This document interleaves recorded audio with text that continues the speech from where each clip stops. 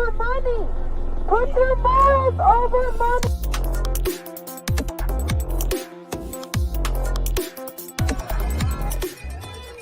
That we will uphold against anyone that stands against us.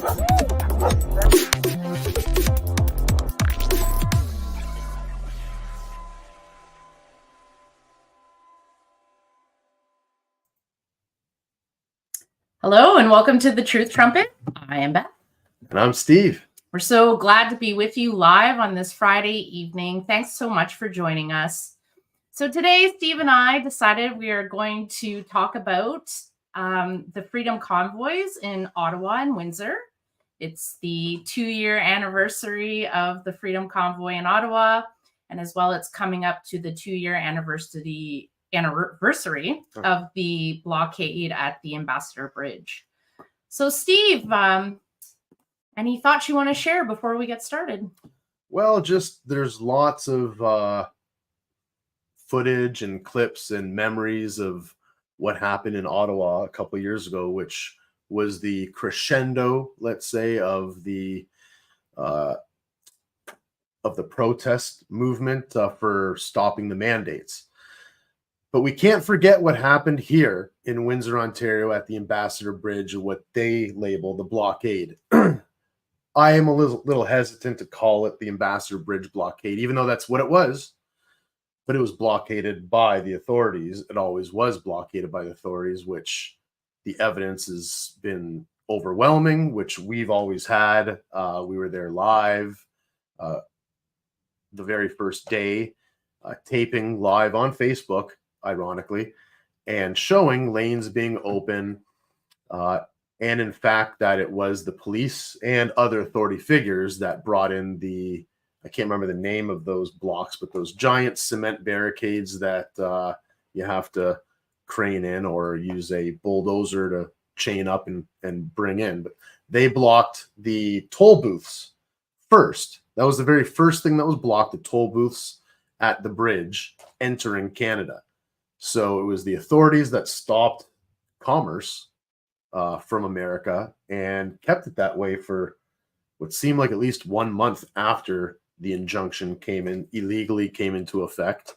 And they arrested all the good citizens of Windsor and other people that were legally standing on the sidewalks, peacefully protesting, which we'll get into all of that. We'll revisit some footage and share some memories and thoughts, and you're more than welcome to message in, or if you know how, request to hop on for a minute or two and express your perspective of what went down 2 years ago and where we're at now.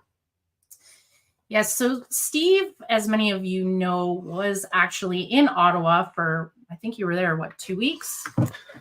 About that, yeah. We were there for about 2 weeks with the group Stand Proud. Rich had, we'll call him Rich Angel, had started that particular group, and we grew that with some angels. And we went down to Ottawa with the intent to not just help out the truckers, but to bring any type of medical assistance that was different than what the main hospital protocols was offering to the people, to the protesters, to the truckers, to anyone that needed it there. And boy, did we find ourselves in a big mix there of helping people out in many different ways besides that particular way. But we did a lot of helping. A lot of people helped us. It was a beautiful, beautiful time there, and even back here at the Ambassador Bridge. So I highly encourage, if you have access to Facebook, which I actually don't, but if you have access to Facebook, you can click on Freedom Stevens' profile. And if you click on his video tab, you can see all of the footage that Steve took in Ottawa. He took hours and hours of footage. So I highly recommend, if you're interested in seeing a firsthand account of Ottawa during the Freedom Convoy, that you check out his content. For this episode, we are focusing mostly on the Ambassador Bridge, as Steve and I were broadcasting, as he said, from Ground Zero. So I went through our footage earlier today, and I took out some clips that I would like to show you to kind of give you an idea of a 3 day span. So the coverage will start on the Friday night. That was the day that the injunction was put into place that they were going to clear the bridge. Then we will get into Saturday, when there were at least 200 different police forces, RCMP, OPP, Windsor, London, Chatham, etc., that formed a wall and pushed the protesters back about half a kilometer to a kilometer from the actual bridge where they were originally located. And then we're going to show you some video that Steve took on Sunday after they had cleared the bridge and they had made some arrests. So those are what we're going to focus on today. And as Steve said, feel free to put your comments in, and we will look at them as we're going through. I will give you a disclaimer that there is some colorful language throughout these videos. So just be mindful of that, especially if you have children watching with you. But again, it was live and different times. I was not watching my mouth as much, let's just say, back then as I'm trying to now. Having said that, please have a little forgiveness in your heart for whatever language, colorful or not, that you might hear coming out of our mouths in the videos. But tough times call for tough words sometimes. Indeed.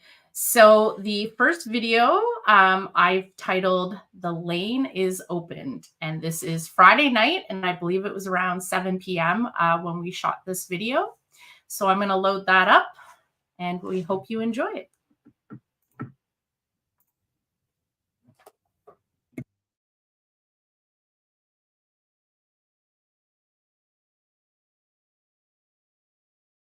Messages coming in, and it might be affecting. All right. And here we go. Fireworks. Okay, look, there's a lane that's completely wide open. Still, we left the lane open.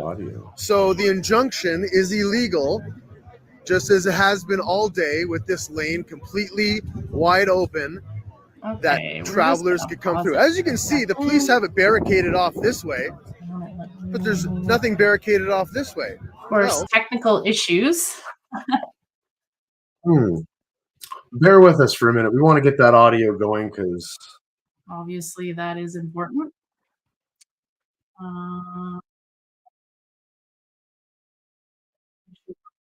Yeah, the audio is working.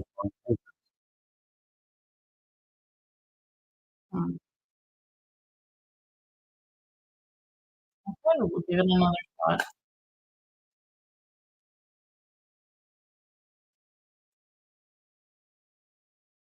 In fact, it can't be stopped. This is something we're born with, something no man can give or take away, and it's witnessed here in this minus 0 degree weather. It's live TV for you.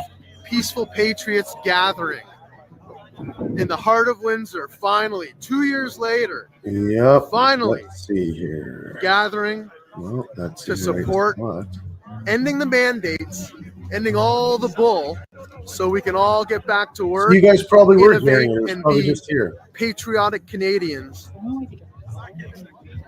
that, well, love this land and love thy neighbor. In fact, I'm almost going to be jealous when COVID and all the bullshit's gone, because how much love has come through this event happening. I haven't seen so many people gather together in Windsor under the guise of happiness in a long time. 2 years and we're finally here. Right? How do you ladies feel about what's going on? Freedom! Yes, we definitely want it. And it's ridiculous what we're going through. What do you think about the injustice?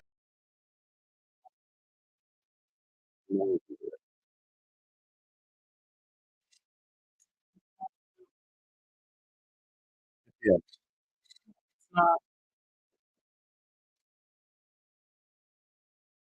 Okay. Hold on.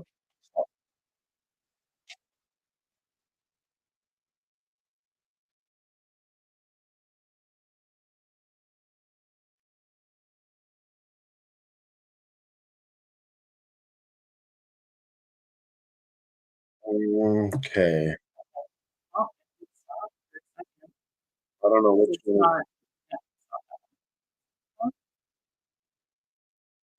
Arrested peacefully.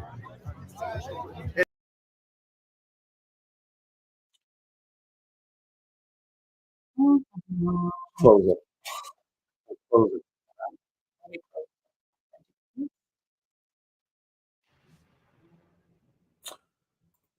Okay. That's live TV for you. Yeah. We haven't figured out the software, or it's just problems with the functionality. I'm not sure.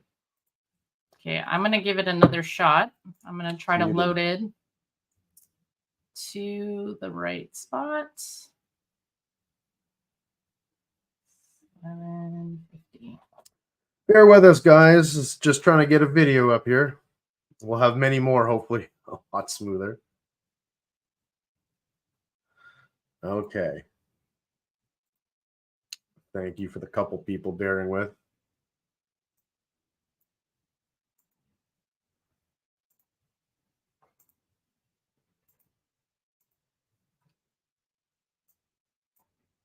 Okay. I believe that's it. Let's see if this works here. Being impeded by There we go. by the fireworks. Okay, look, there's a lane that's completely wide open. Still, we left the lane open, so the injunction is illegal, just as it has been all day, with this lane completely wide open that travelers could come through. As you can see, the police have it barricaded off this way, but there's nothing barricaded off this way. No. If they wanted to, they could obviously barricade whatever roads they want and allow whatever travel needs to happen. The issue is with this lane right here that leads to the very first sign that leads up to the entrance to America, is there's no traffic coming in from America. So it's being blocked off on their side regardless of what we do, because there's patriots everywhere. A border or a waterway does not stop innate freedom in people's soul. In fact, it can't be stopped. This is something we're born with, something no man can give or take away, and it's witnessed here in this minus 0 degree weather, where you have peaceful patriots gathering in the heart of Windsor, finally, 2 years later, finally gathering to support ending the mandates, ending all the bull, so we can all get back to work, innovate, and be patriotic Canadians that, well, love this land and love thy neighbor. In fact, I'm almost going to be jealous when COVID and all the bullshit's gone, because how much love has come through this event happening. I haven't seen so many people gather together in Windsor under the guise of happiness in a long time. 2 years and we're finally here, right?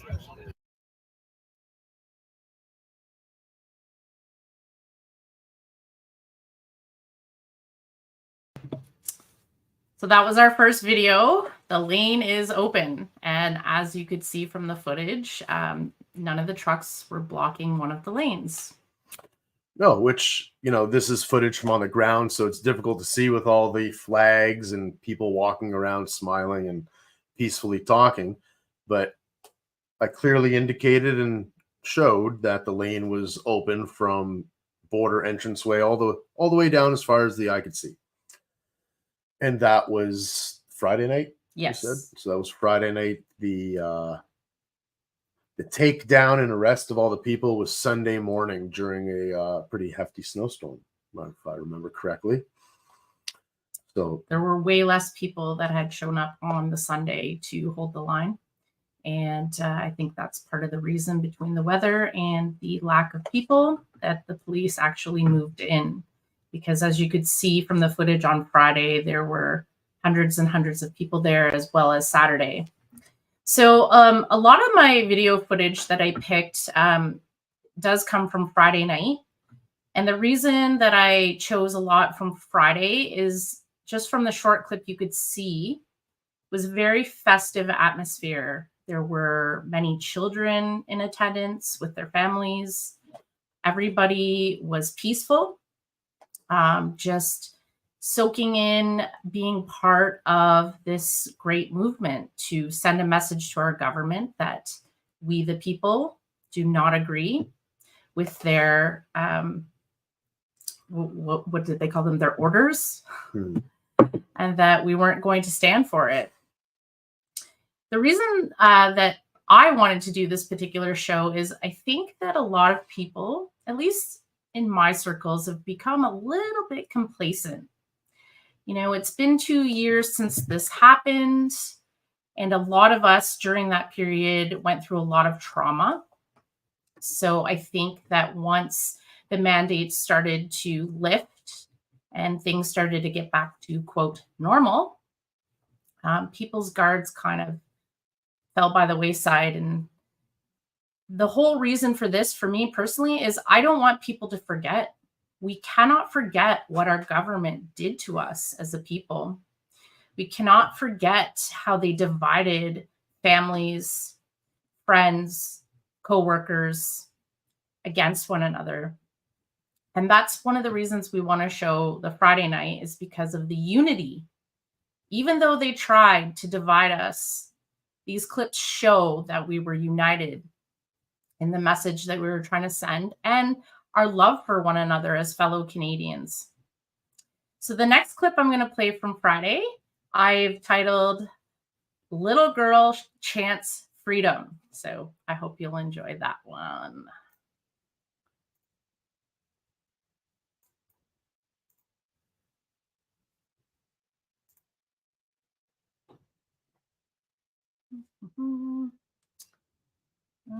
Nope, that's not the right one.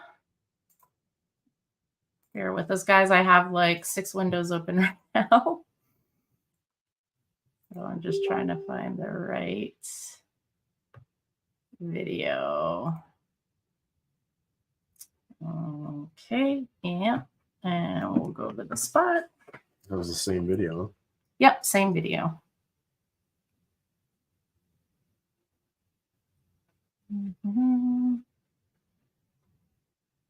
And we believe this video was playing live through the Kevin J. Johnson Freedom Report at the time as well. It was. That's right.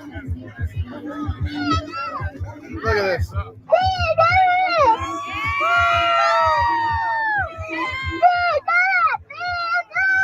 That's right. Yeah.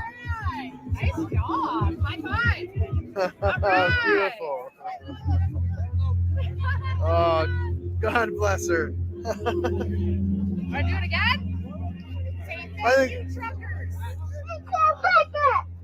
Thank you, truckers. Aw, that's so nice. Wonderful. Beautiful. Hey, all these people want is freedom under God and the law, which is the Bill of Rights. They marry so well together. How can people call this insurrection? How can you call this a mental disorder or people with mental disorders? How can you call these irrational folk? I don't understand. If somebody could try to explain to me, is it irrational to be out in the cold? Is it irrational to have pride for your nationality? Is it irrational to love your fellow countryman? And it is irrational to just want freedom so your children can grow up with the basic fundamental rights and liberties that we were provided?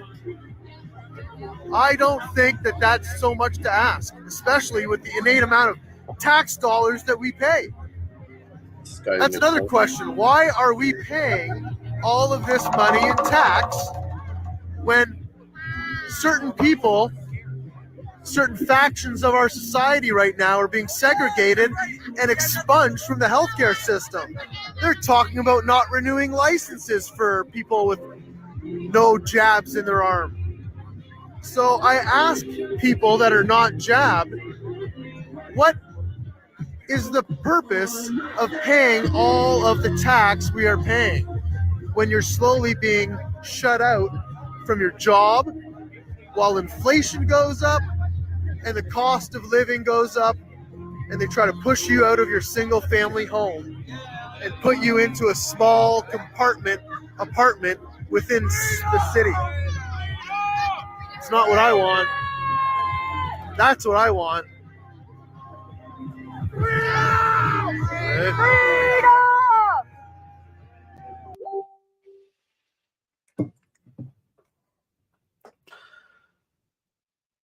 God's hands. But there are plenty of officers here who are ashamed at what's going on, ashamed at the injunction. They know that there is a whole pathway, a whole lane open. As you can see, there's people walking down it right now. There are no vehicles blocking the roadway. And that is the law. Bodies can be in the road protesting legally and lawfully all day long. Please look it up in the Bill of Rights. You can look under section 14A and 18. If I'm wrong, which I don't think I am, then read the whole Bill of Rights. That's right, Dan. Look at all the hate and racism. Is this hate and racism dancing? That's right. Peace and love. It's almost making me want to dance. It's almost making me want to dance now too. Let's see. Does anybody want to ask any questions or reminisce? Send a message in, whether it's through Facebook or whatever link-in we have going on here with X or YouTube. Go ahead and send a question in. I know Rich wanted to make some comments. How you make the comments, I'm not sure. I only know how we make comments talking into this thing right here. So go ahead and ask a question. Type it in. If excuse me, if you can't get through, type in a question about the Ambassador Bridge blockade or the Ottawa Convoy. Be happy to reminisce with you. In the meantime, I'll play another video for you, and we will continue on with the festivities on Friday night.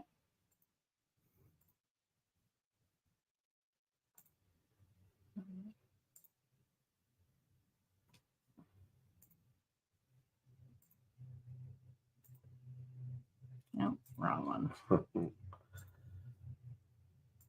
No, not that one. Sorry, guys. All those chats popping up in the way. Yeah. Oh, I know what I have to do. Just bear with me, guys. I got to take all of the chats off every screen. If you don't have any questions or comments about the barricade and you want to let me know how to remove these chats so they don't stop popping up all the time, I'll take that advice as well. That's what you get when you go live. For the record, I'm not usually a fan of live recording. As I'm live sure is good, but many of you know, we'll do it a different way next time. We're learning as we go, folks. All right, let me try again. All right. Perfect. Crazy. Thank you for passing that out. This is not temporary, guys. This is permanent.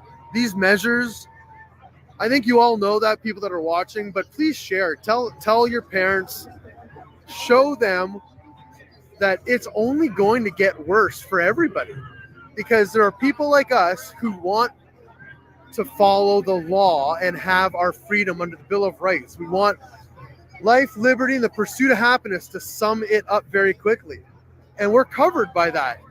We don't need our government that we pay for and fund. We have God's laws that have done so well to bring us to this point, to form a Bill of Rights so we can have streetlights, so we can have plastic, so we can have the materials that we make all this infrastructure to give us the air conditioning units we have.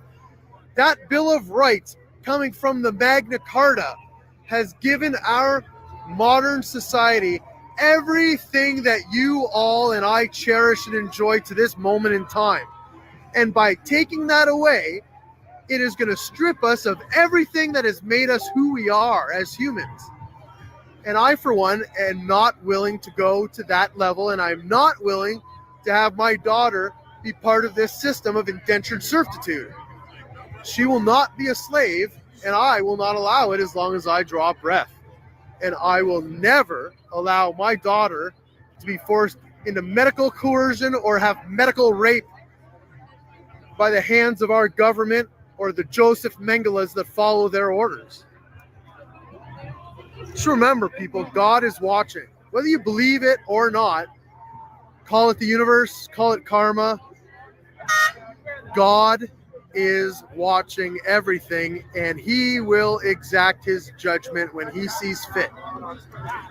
And if that is on the day you pass away and you think you're going to heaven, or you think you've righted enough wrongs and you haven't gotten right with God and done the right thing to cleanse your soul, then you will suffer an eternity.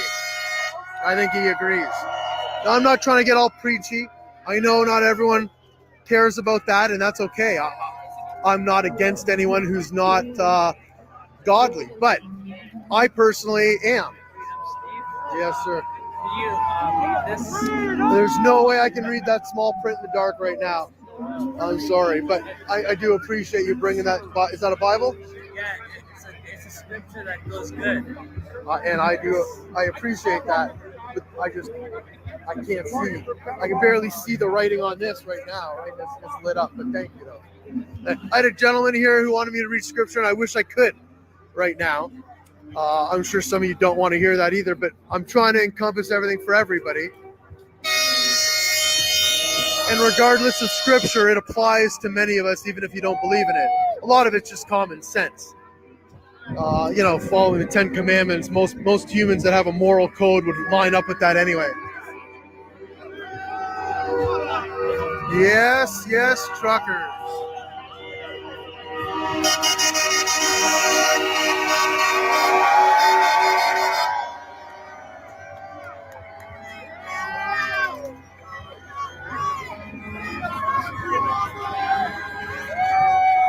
Yes.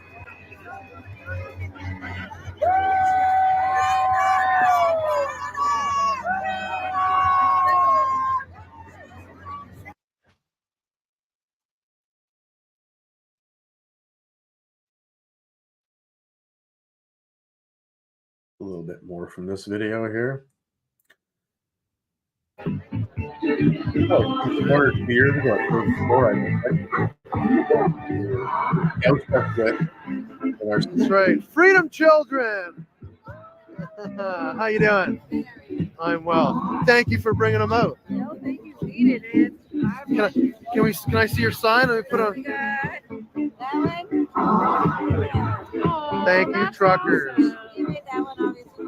Beautiful. You did a great job. Very nice. That looks amazing. I'm glad they're awake and happy and dancing. That's awesome.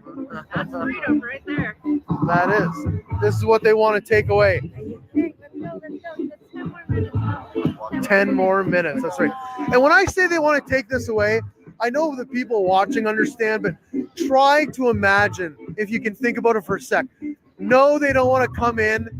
I don't mean literally here, but they don't want to stop children from dancing. But they do. Because what's going to happen when you inject little children with foreign substances you don't know the long or short-term effect? What's going to happen when you tell the children they have to stand in a line 6 feet apart? What's going to happen when you cover their face and not let them see other children or parents' facial expressions or teachers? I'm going to tell you what's going to happen. Over the course of a short period of time, that little spark in their soul is going to be driven down and down and down until they are walking little drones of the government. And we will not allow that. This is what I want. I want independent life force. I want independent thought. I want critical thinking. And I think we all want that. And nobody is going to force a shot into people that don't want it or don't want any more if they've already had some. Some people take a little bit of time to learn lessons. God knows I'm hard-headed. But if you've gotten a shot or 2 or 3 and you don't want any more, you please join us here and stand in solidarity. That's right. Oh, Canada.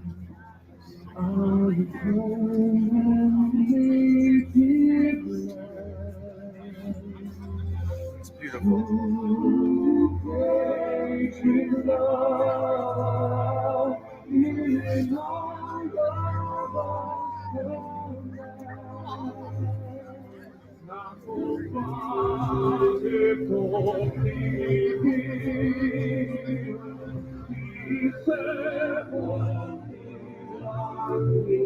This is what it's all about, guys.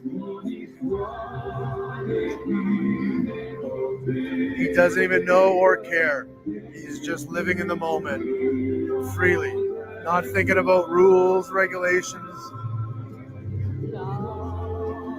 I will never allow freedom to leave the bubble zone of my body and my family. And I hope everybody can stand in solidarity, and no matter how tough it gets, to never let go of the freedom you hold on to in your soul. Because if you don't let it go, nobody can take it. 2 years later, this time frame right now.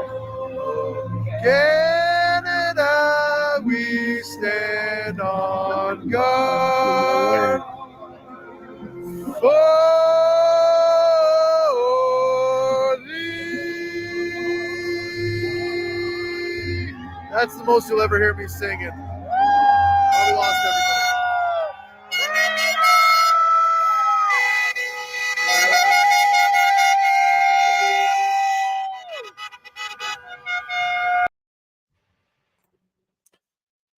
Well, that was a beautiful little moment with a child not being coaxed. You know, like we put the bullhorn up to that other child and they enjoyed yelling freedom and other things. But here's a child just dancing in the street, not paying attention to what we're doing or what anyone's doing, just enjoying the God-given freedom that he's had his entire life. And I don't know where that child is right now or whose child that is, but I would imagine, since it was someone's child that was there, that they are currently and have been for the past 2 years living free without a mask over their face, without following illegal orders, which we now all should be on the same page, right? The federal court ruled that the Emergency Act was illegal. And if there are some people out there that say, yeah, but the commission, what's the official name of the Can't think of it off the top of my head. the public hearing that was had, that ironically they found that it was okay. It's the fluoride hitting my brain. I can't think of good words to use, but they found the injunction was okay and logical to add the emergency order through that hearing. Luckily, I guess that hearing was just for us public folk and for the citizens. Just to appease the citizens. Yeah, it was to appease the citizens, and really, like many of us knew from the beginning, which part of the reason why I wasn't in it, I wouldn't sign the affidavit saying I wouldn't talk about any of the information in the disclosure or in my disclosure. I wouldn't talk outside of that hearing, and I wasn't going to do that.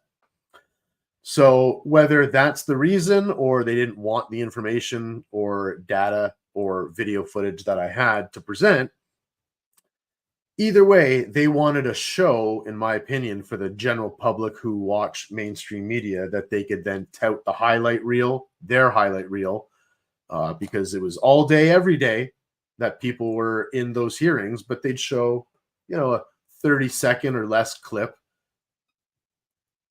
providing the narrative that CBC and that Global and that our mainstream networks wanted to put in the minds of the citizens that watch network television. But yeah, exactly. The media is a virus, right? The mainstream media. So the federal government, with their back against the wall and evidence, had to rule that it was not called for. It was illegal, that they overstepped their boundaries and superseded what the government has been and is allowed to do against its populace.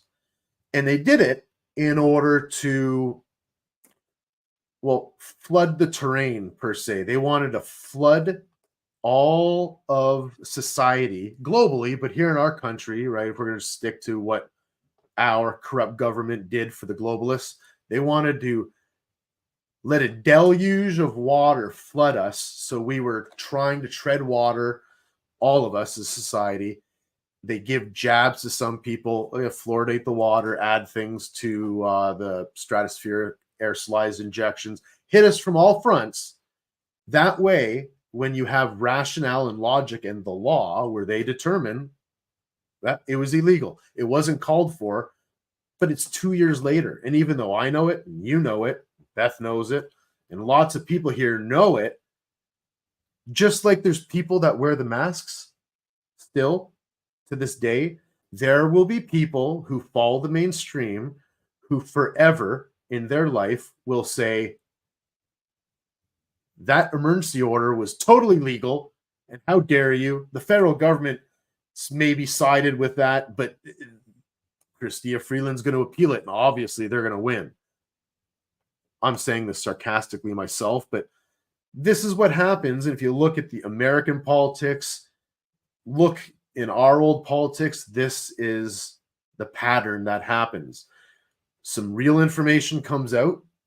We can shout to the rooftops or the mountaintops this real information, but at the same time, the mainstream floods the channels and social media with disinformation. And some people share that disinformation, and it muddies the water. So instead of a total victory, the federal government, the federal courts ruled it was illegal. Halt, stop right there, right? Victory. That's what it should be. But why aren't we seeing that? That's because they muddied the waters with the commission report, right? So some people go, well, you're saying that the federal court did this, but didn't another court say this? It's not definitive like it should be. They did that on purpose. Just like the masks, just like everything else. Don't wear a mask. It's not good for you. Wear a mask. Fauci saying that the masks don't do anything. 2 weeks later, well, we should wear them in 6 feet apart as well. And maybe 2 masks or maybe 3 masks. Right. I mean, we all know this. I'm being redundant for us, but people that follow the mainstream, if you happen to watch or happen to be listening or angry at the words I'm saying, it's all a plan. It's all a plan to get to an end result. But in order to get to that end result, you can't skip step 2, 3, 4, 5, 6, 7, 8, 9 to get to 10. You see, most people will notice if you just jump from step 1 to the final step of, let's say, Agenda 2030, if you just jump to that and say, no more gas cars tomorrow on the road, right?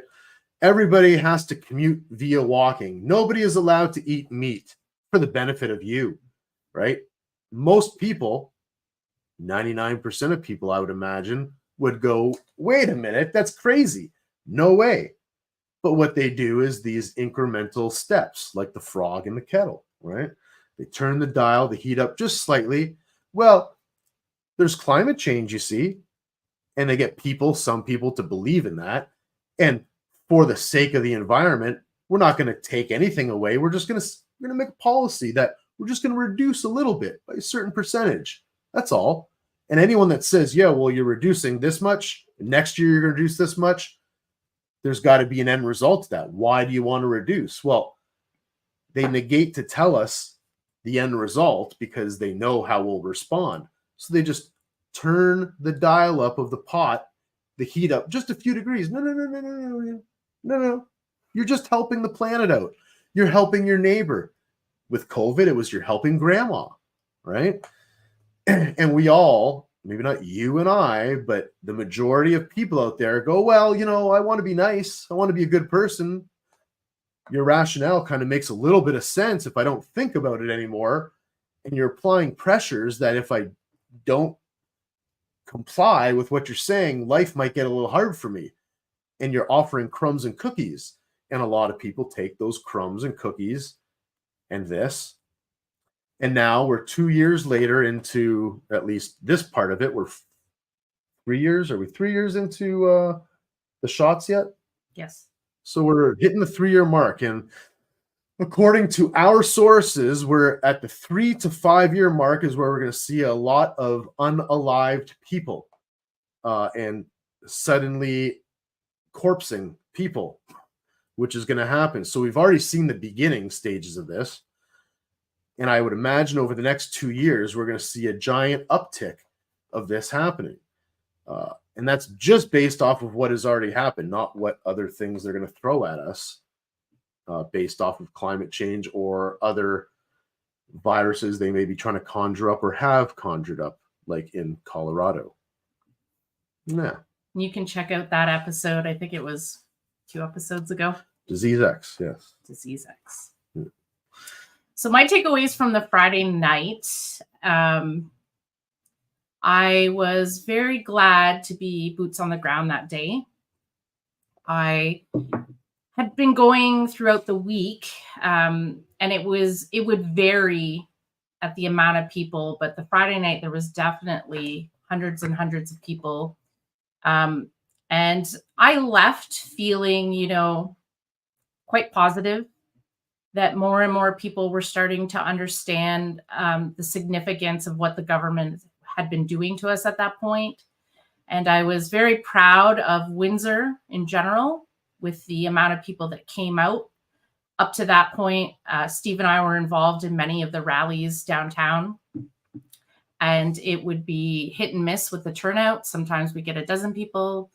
When we would have Chris Sky, there were times that we would have a few thousand people. So to see that many people actually out in force was encouraging to me. And then we came to Saturday and things changed. So as you saw, we had flags waving and children dancing, music playing, very good upbeat atmosphere. And then Saturday happened. So we have some footage we're going to show you from Saturday.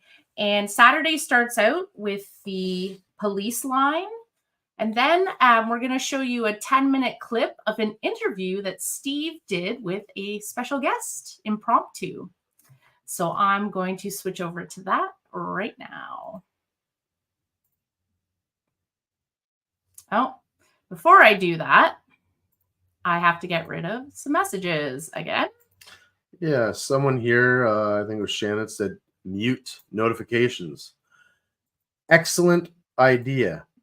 My next question, how? We appreciate the feedback. And I can tell you for sure, I know nothing about Facebook. The only time I ever had Facebook was when I ran in the municipal election, and that was for 3 months. And honestly, I would spend about 5-10 minutes a day on it. And that was it. And I never use Facebook on the computer, so I don't know how to function it. All right. So here is the first video, which is on the police line.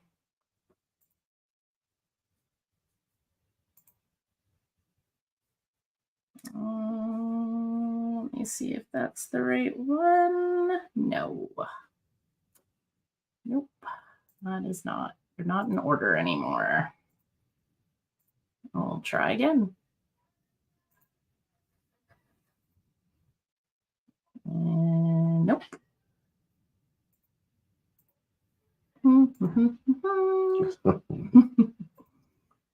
Nope. definitely not that one. Might be this one. Yes, this is it, folks.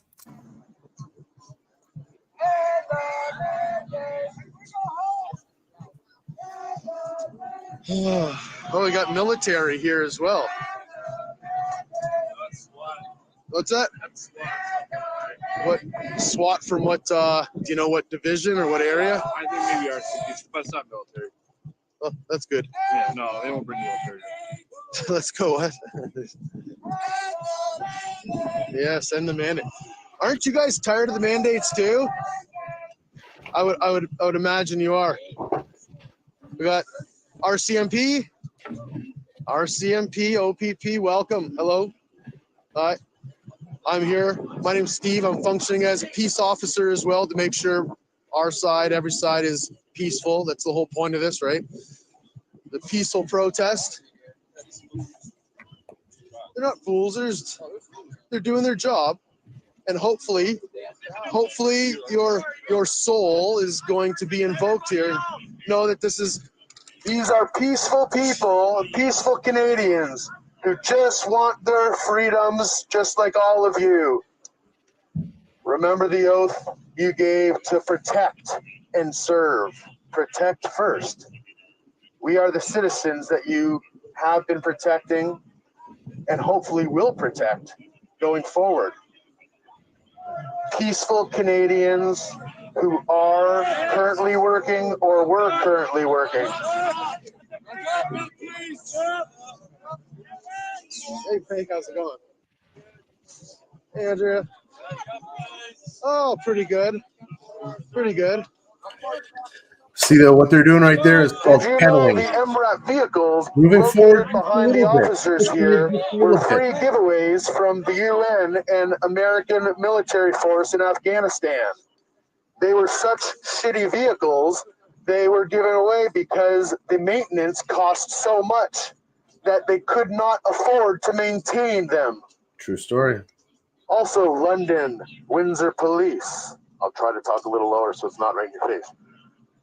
Are you aware, RCMP and police force, that the Ottawa police have been exempt from the mandate of the vaccine? The Ottawa police are exempt from receiving the mandated vaccination, but the other city workers and other police divisions have not been exempt. Do you understand the science they have provided?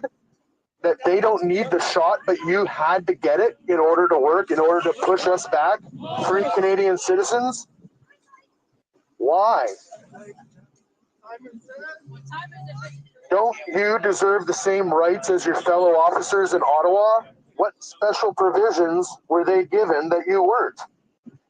Some of you did not want to take the vaccine, or two of them, but you felt you had to in order to do your job.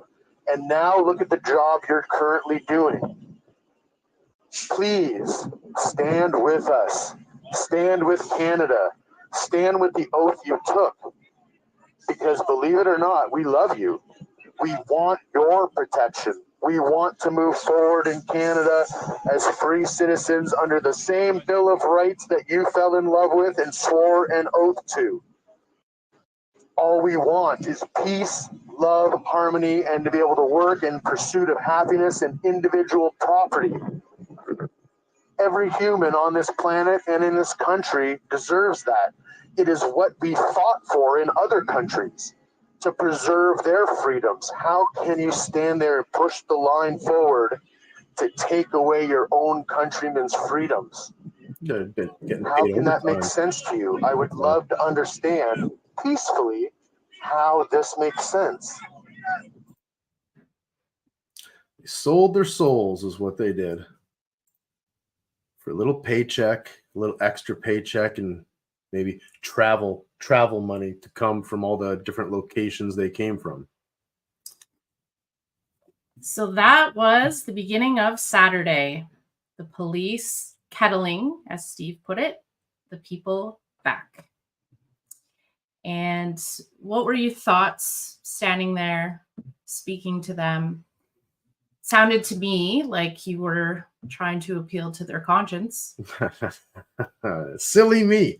And I'll always try, but yeah, that's exactly what I was doing, trying to appeal their conscience and see if any of them would, well, in my mind, it would have been beautiful and nice for one or all of them to drop their armor and step on our side and turn around and be champions for the people. Like we saw a couple clips, maybe in Australia or a few other locations that that happened.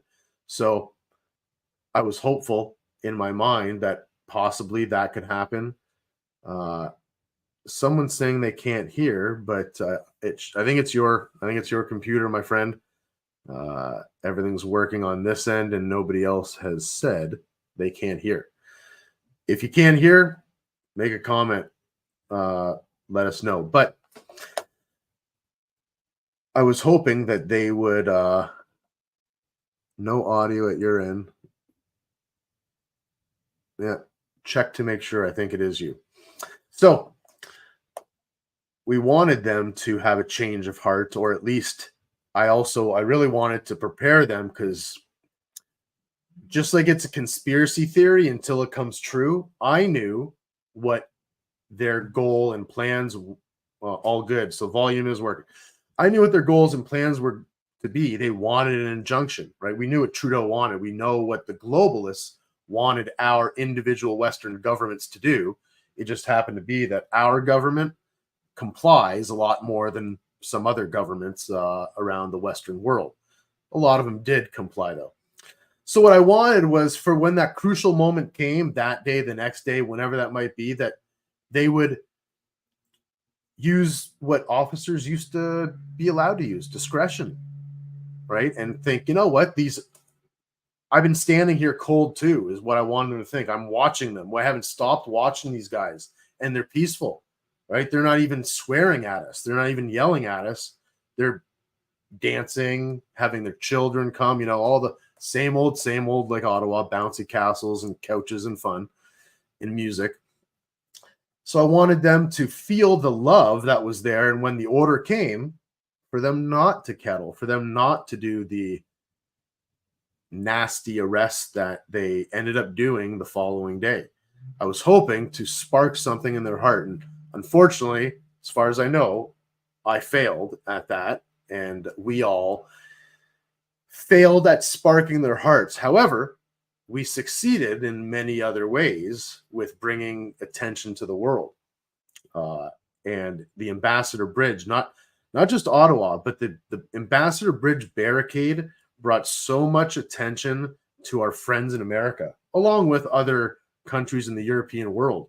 Ottawa was definitely the main marker. And of course, we cannot forget the boys in Coots, the 4 that were arrested all the way up until just recently, and only a couple have had some freedoms given back, and limited, I would say, at that. But the Ambassador Bridge was a landmark moment, or Paul Revere bellwether for the world to hear and see the heart of people, not just in the heart of Canada, Ottawa, but you could say the soul of Canada was right here in Windsor. The heart in Ottawa and the soul was right here in Windsor, because we had a couple spots to hold down on the entranceway to the bridge, which I wasn't at that location once, but there were many people there, and on the exit from America into Canada, which is where I was located in Beth most of the time. So having said that, there was many victories that were brought forth because of the actions we all took those weeks in the end of January and throughout February here in Windsor, Ottawa, and Alberta. What do we have next? Well, if I can just interject Absolutely. for a quick moment. So for me, standing on the line was extremely intense. I, like Steve, was hoping that the officers would see all of us and that they would do the right thing and cross the line and be on our side. And I truly thought that because of the interactions that Steve and I personally had with the officers. Unfortunately, I couldn't load up that specific footage because there's no sound to it. But we did have some interactions with smiles and laughs and friendliness. And as I stood there, I just kept thinking, like, they have to see we're peaceful. We're Canadian citizens just as they are. And we're just fighting for our rights to make choices for ourselves. We don't need the government making choices for us. So I, like Steve, was hoping that that would appeal to their conscience. But unfortunately, as we found out on Sunday, that was not the case. But I would argue that there are probably some officers that were on that line that it did change their hearts.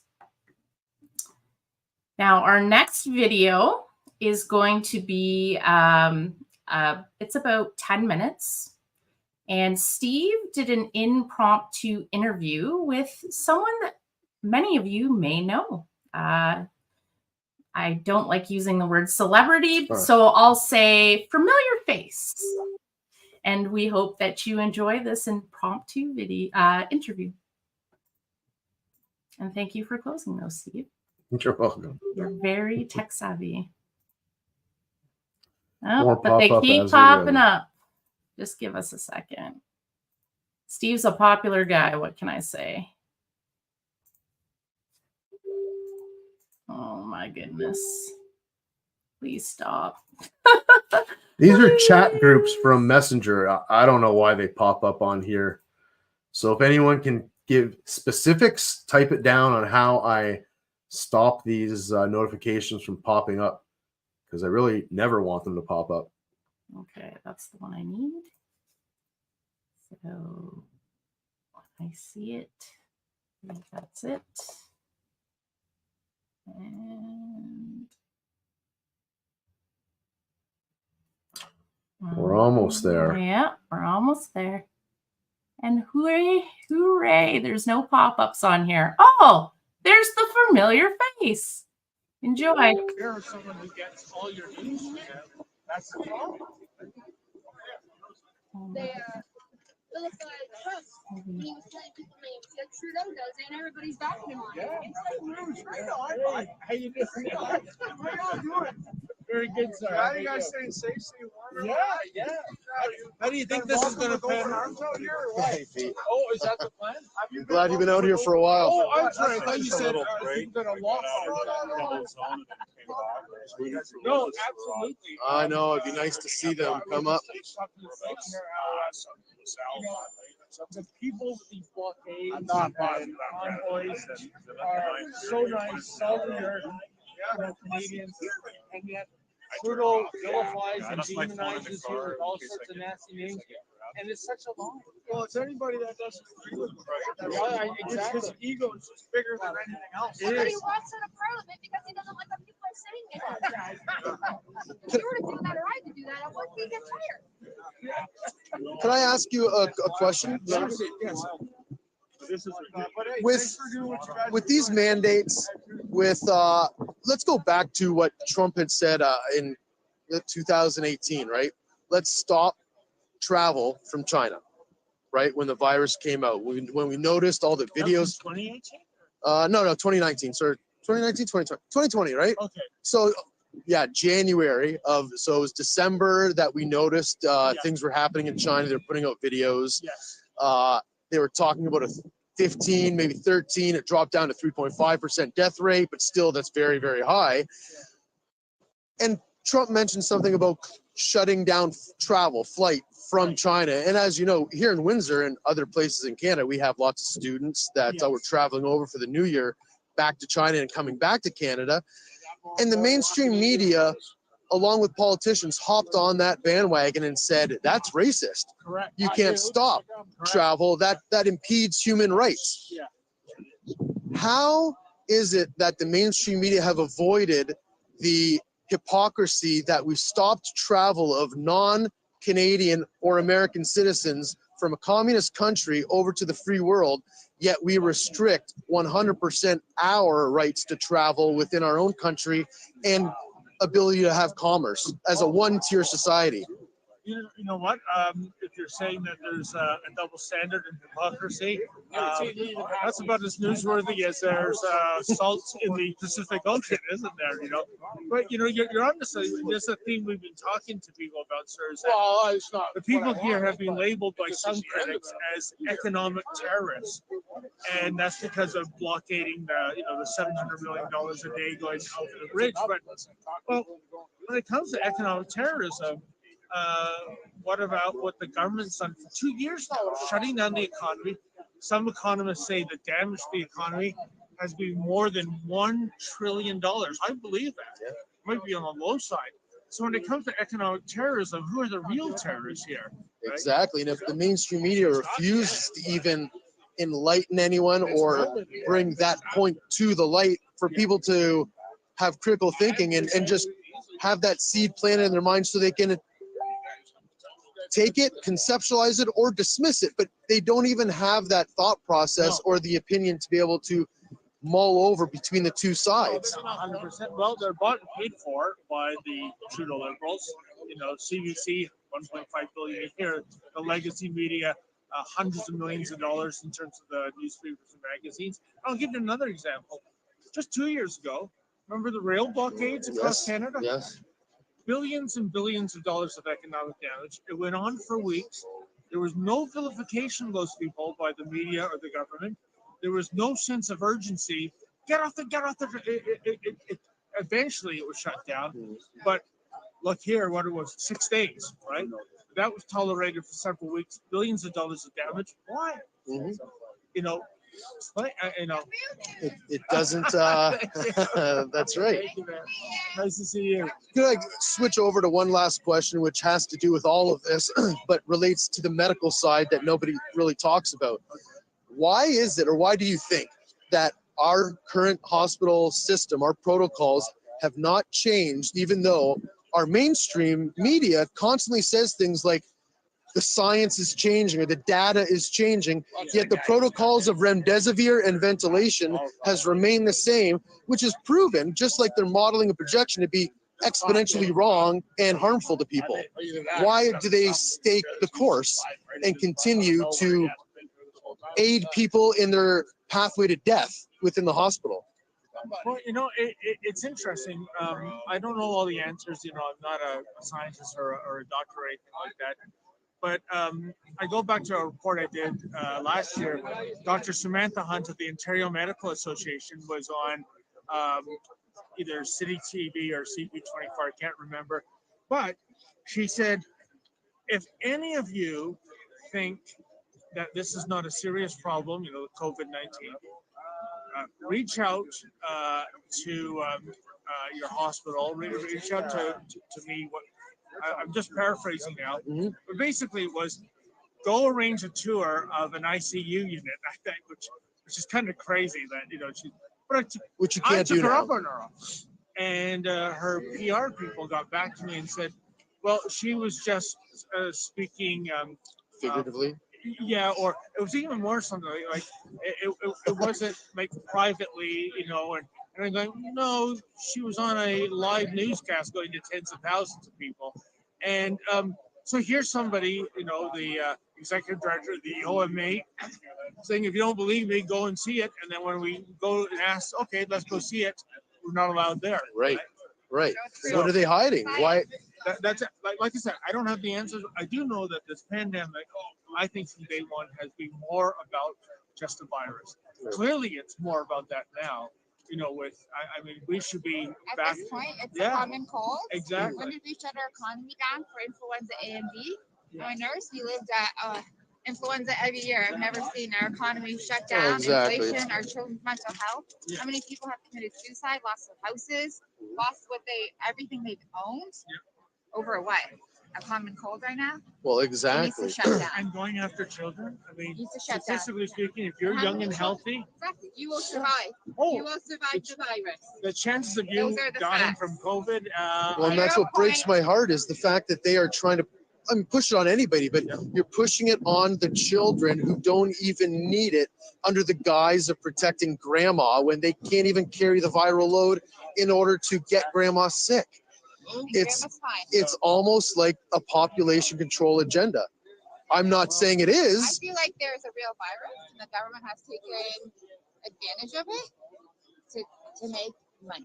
Mhm. Once again, Absolutely. they have made a profit. The bigger bucks, the 1%, has doubled their money. The middle class is going to poverty. Oh. Those are the facts. I go to the grocery store every week. Every week the prices are up.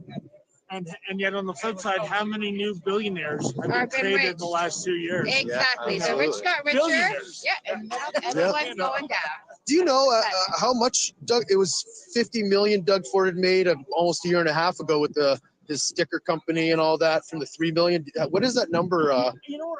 I don't know, because I thought it was a private company. So I don't think it's publicly traded. So I don't know what the figures are. But anecdotally, I've heard that business has never been better. Dental Labels has never shut down a day, I believe. No one has had an outbreak or COVID at the plant to shut it down. You know, apparently not. The But fact is, so pandemics I'm a have been nurse. very good for Doug Ford's business. And I've been through the hospitals during this pandemic. It's a fucking ghost town. Those are the real facts. Yeah. Yep. And I am a registered. For the most part, and And by the way, I did visit Dental Labels to get the other side of the story. The door was locked. The fellow on the other side of the loudspeaker. I think I said, saw that. I think I remember watching And then that. they called the police. Yeah, that's So the I tried typical. to get their side of the story, but didn't get it. Well, that's right. You try to get it. You do get into a lot of places, and you try, to get it even more. So Yeah. it's a great thing that you do. So that $50 million figure, sorry, I don't know if it's accurate or not. Oh, sorry, Let's start singing "Oh Canada." yeah, for sure. Sorry, I gotta take this. No problem. Thank you. Thank you.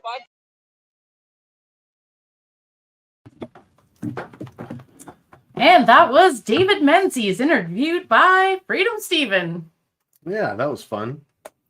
So it's nice having Menzies down here in Windsor. We've seen him a couple times with some court cases regarding tickets that happened from maybe not so much this particular date, but all the protests that we were having on a weekly basis to bring awareness to the general public of Windsor. But he's come down since then when people have fought the cases in court instead of just pleading guilty. And there's been some wins. There's been a lot of wins, actually. And again, unfortunately, the waters get muddied because everyone has their own definition of win. When it comes to these court cases, a withdrawal is a win. As much as we would like, like in a movie, a gavel to come down and say, hey, we proclaim you innocent. He's innocent, right? That doesn't happen. In fact, it never happens. It's not guilty. But in these cases, because the Bill of Rights is something that, as you've heard me state and other people, the ladies of Stand for Thee and other entities, I've had on the back of my truck for I don't know how long now. 3 years. For at least 3 years. Yeah, I've had on the back of my truck. The Bill of Rights is real. Now, like anything, if you don't use something, you've heard the expression, if you don't use it, you lose it. We've become so decadent, all of us, Canadians, for so long that we've let other people take control. We've entrusted other entities throughout the decades to take control of certain parameters so we can enjoy our Canadian life, or so we could focus on work or focus on our children. So we entrust these entities to do their job. However, when it comes to the Bill of Rights, like many other topics, when you have spoiled brats that go into college and nobody brings up the Bill of Rights, the teachers don't, it doesn't get utilized in current courts in the 1970s, 1980s. Let me rephrase that. Yeah, the 1970s. I believe it was 1962 that it was enacted. In fact, let me take a look here real quick. This is clearly impromptu. David Menzies has also been to some of the protests at the school board, bringing awareness to, there it is. The Bill of Rights, right? So 1960. So since the 70s, 80s, and up until today, if nobody teaches in school, the judges, to the lawyers, to the people at the bar association, if nobody talks about the Bill of Rights and decades pass and people focus on the charter, let's say, well, it's pretty simple. Obviously, the lawyers, the educators, the judges, because judges were lawyers before they became judges. So they're knowledgeable, however, they're taught on the charter. Well, the charter, obviously, as we all know, was set up to have the rug pulled out from under it in this type of incidents that happen. You don't make a fireproof blanket in order for fire to ravage through it, right? You make it to try to stop the fire. That's what the Bill of Rights is, and the charter was the straw man created in order to allow the fire through, per se. So the Bill of Rights was ironclad. And for that reason, because we have corrupt government, they took the Bill of Rights and just didn't talk about it. Through ignorance, they allowed it to dissipate to nothing in their minds, while they propped up the charter when there was no confusion, no problem, no tyranny visible reigning in our country. That way, they could decimate that charter of rights when the time came, and that's exactly what they did. So we're in a world now where they've legally decimated the charter, and nobody that is educated or within the system has any concept or clue of what the Bill of Rights is or what it does or the power that it has. So therefore, as I've said on a number of other topics, if a tree falls in the woods and there's no one there to hear it, does it make a sound? And that's a philosophical question. Obviously, it makes a sound, but if there's nobody there to hear it, there's no sound, audible sound to enter anyone's ears. So my long-winded point is nobody has utilized legally the Bill of Rights. The lawyers that moved up in the rankings and became judges never used the Bill of Rights, and now they're judges. And when some person like myself comes into the courtroom talking about the Bill of Rights, they have zero knowledge on it. And what do people that love to pat themselves on the back about their education, what do they love to do? I can tell you what they don't like to do. They don't like to expose areas where they lack knowledge. So they utilize their power in order to suppress the opposing information and hold you down. So you can come into a court and say Bill of Rights and read something off. And if they don't want to hear it, they'll say we don't use that. And if they can, they will try to power move you around to the charter where they know how to decimate it. So what the wins have happened throughout the last couple of years in courts is when a case gets withdrawn, that's a win. And that's because someone presents some case law that lines up with the Bill of Rights and they cannot prosecute on it. So what they do, instead of having an innocent verdict or a not guilty, is they withdraw it. They withdraw the charges, which is kind of a slap in the face to us citizens and the general public, because you wasted all those people who are laughing at us and are happy and want us to get charged. You don't realize it, folks that are laughing at us, but you're getting a slap in the face too, because guess whose tax dollar is getting used to drag all of us through court, whether we end up paying a dime or pleading guilty or not? You're paying for it. All of us, we're all paying for it. And whenever that withdrawal happens, and it happens quite often when people aren't afraid to plead guilty or aren't afraid and not plead guilty instead, then that withdrawal of the ticket happens. And when that withdrawal happens, that adds into the stack of wins. But you have to be able to be willing to fight it and link up with good people like Rebecca at Stand For Thee and Jane Scharf, who is doing her own thing now, but very intelligent and can be helpful in these matters. There's lots of people out there that can help fight these fines, and we'll get a little more into that in a couple minutes. I can let you know about my case. I had a trial today, an impromptu. I didn't realize, but I had court today. We'll get into that in a couple minutes. But the Bill of Rights exists as long as we hold on to it tight and don't let it disappear. It's as simple as that. Simple as that. So we're going to show you just 2 more clips from the Saturday. So as a summary, Friday, festive, peaceful.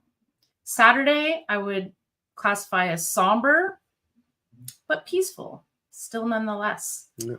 And as many of us, Steve and I, as we explained, trying to appeal to the hearts of the officers that stood on that line. So our next clip is called "Oh Canada."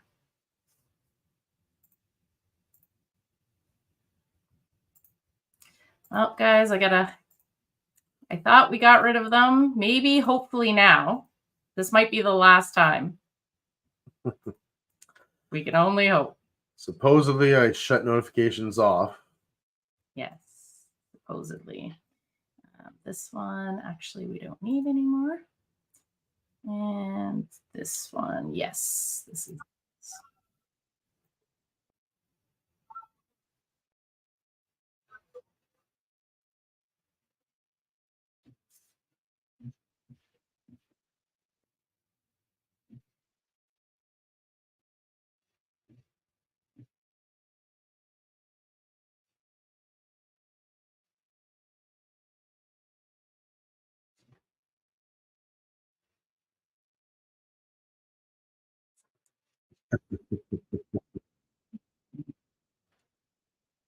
Got auto-tune?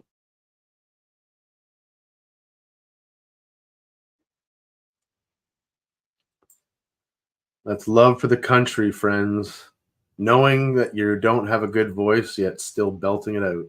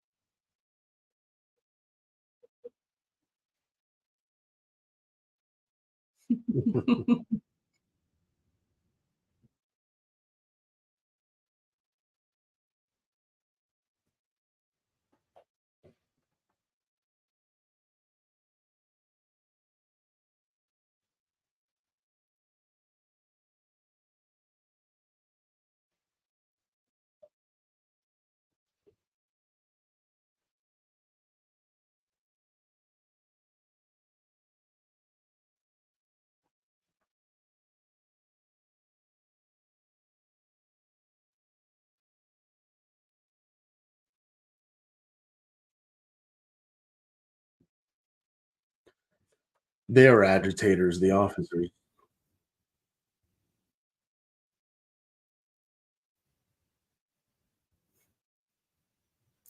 What happened to peace officers? There was one officer who talked to me, the head officer, but nobody else would talk.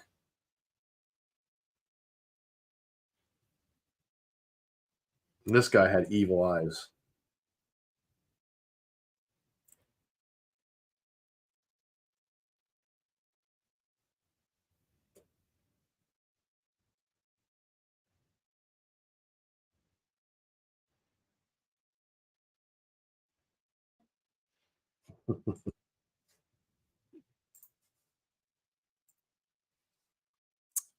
So that was the front line.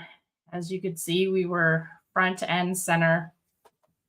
And yes, I found it personally interesting that they were identifying what police force they were with. They did have it marked on their uniforms where they're from. Some London, Ottawa. They're toques as well. Yeah, yeah. And they said they're paid lots of money to travel to different areas. Why?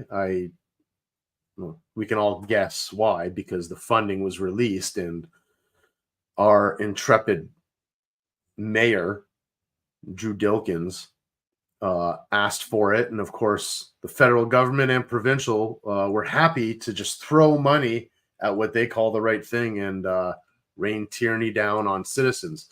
You have to remember, folks, as you saw in the video, there are what, 4 lanes on each side of Huron Church? 3. 3 lanes? Yes. So 2 lanes were blocked on either side, and 1 lane was always left wide open. And the officers, as I stated, started blocking the borders, and then eventually started bringing in all those cement barricades, and they were blocking off entranceways, roadways, side roads. It was the most amount of blockades from the authority figures that I've seen in my life. And they had a plan to do that and then blame, I remember they were blaming the convoy on the semiconductor shortage, right? That there was no shortage happening yet, right? There was no supply chain shortage happening yet, except we were trying to tell the public this was the rationale, this was the excuse to invoke the Emergency Act, to say that the truckers or the protesters were stopping the trucks from making deliveries. And as you can see, there hasn't been a barricade, whether it be by citizens or police, in almost 2 years now. And has the semiconductor shortage problem ended? No. Has there been a supply chain problem with any other product out there? Oh, yeah. Oh, yeah. There's big problems with supply chain now on almost every front. And inflation. Are we still going to blame the truckers? Are we still going to blame the protesters that aren't there? It should be clear as day that it's the authoritarian figures that are doing this, that are kettling not just our physical bodies in these protests, but they're kettling our minds to try to accept certain measures that they not only have implemented, but plan on implementing in the future while they set policy up in place. And that's what they've been doing in the past couple of years, setting policy up and laws so they can enforce them at their will in the future. But it's a pretty scary thought there to see a line of police officers or whatever officers they are with MRAP tanks behind them, LRAD equipment on those tanks that can do acoustic damage to anybody within eyesight. Don't forget about the snipers on the roof. Snipers on the rooftop. With children present. Yeah, constantly. And with no threat, no viable threat from our side. And those are just the facts, whether people that disagree, well, whether you want to disagree or not. Children dancing in the street with adults is not a crime, especially during a protest. So we've showed Friday and we've showed Saturday. And then Sunday came. And that's when the jackboots really took over. We don't actually have any footage on the ground because Steve and myself couldn't get anywhere near Huron Church Road. The protesters that had gotten there very early in the morning or had stayed overnight were the only ones in that area. And as we found out, many of them were arrested or removed from the area.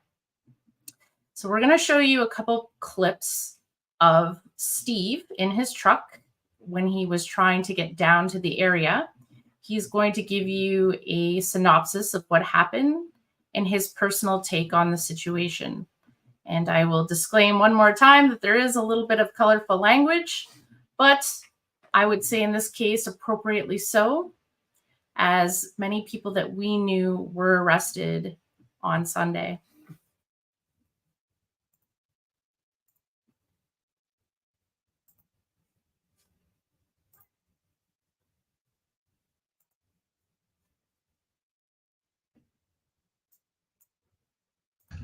Oh, everybody. So I'm here. I can pull this off here. At the location of the new Nazi station.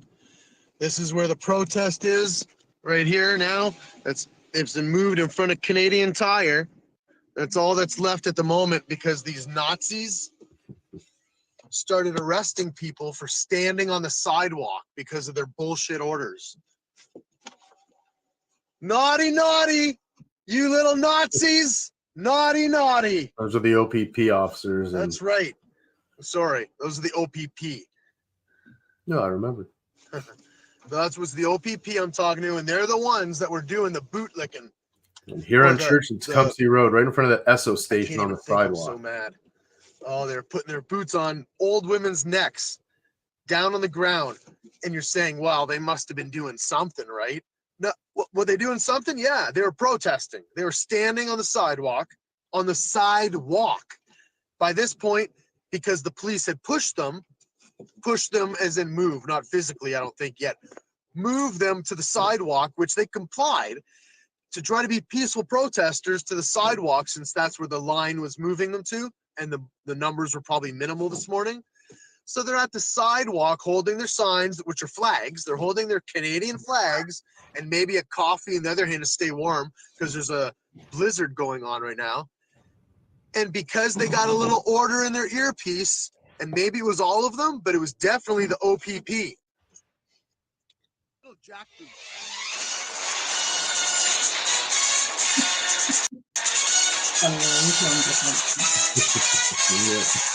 These little jackboots arresting. Forget about the putting their boot on the neck and all that stuff. They're arresting old people, are elderly, excuse me. My friend Rich, 1/2 a stitch, or 1/3 a stitcher, or 1/4 of Pope Stitcher.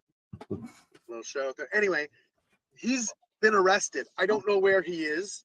I don't know what kind of jail. Are they bringing him to a holding cell? Are they bringing him to a quarantine camp, a relocation facility, the new Auschwitz? I don't know. Because who knows in this day and age when they can arrest you for having a protest, like our fearless leader just stated. Protesting is now going to be illegal unless it's under their parameters of how they want you to protest. So basically, as long as you do it in a way that is the least effective and can't affect change, then you can protest. Maybe hold a sign from inside your home. Maybe close the blinds before you do it. If you open the blinds or step outside your door, well, obviously that's illegal. Look, it says right here, it's illegal. So I guess you can't. I think this might be a cop here following me. They got radioed. Hey, follow that guy with the Bill of Rights on the back. Pull him over and maybe arrest him too. Because I did roll the window down while I was live here and I yelled something, which they couldn't hear. They could just see me wag my finger at them. I pointed my finger and wagged it at them. So, hey guys, I'm going to stay on live just for the fact that this vehicle is behind me. You know, one of those grayed out vehicles, SUVs that look exactly like one of the 3 they sent to my house after one of our gatherings at the Great Canadian Flag. They sent 3 unmarked cop cars with 2 officers in each to my home in LaSalle to give me tickets, multiple tickets, because I was gathering in the summertime at that, out at the riverfront, outside the water. Oh, the other one that they gave me was for impeding traffic. My truck was literally at the front of the march, and the march can only walk as fast as people march, and it was a great idea to have the Bill of Rights at the front. Obviously, the crowd was impeding the traffic, and I was in front of the crowd. even if I sped up, the crowd would still be impeding traffic. And they gave me a ticket for that on top of the golden tickets we all get for living our free lives. But my point is, they send these jackboots after you. And we're at that point in history now where you wag your finger at a cop or an OPP, and that's reason enough in emergency orders. There's another cop. This city right now is more full of all the police that I saw every day combined while I was in Ottawa for 10 days. And they had a lot of cops from all over there, but it's a bigger city, obviously, it's Parliament, and a lot more people. There were at least 2.5 million people when I was there, if not more. So the numbers they say, you know, a few thousand people, yeah, there was a few thousand people standing in a couple square feet that I was at, and then a couple more square feet, there was a few more thousand. There were millions of people, less cops. There's more cops, there's another 3 cops. The gas station, hey, Super 8, a few cop cars, probably some escorts as well, working together. Canada and the rest of the world.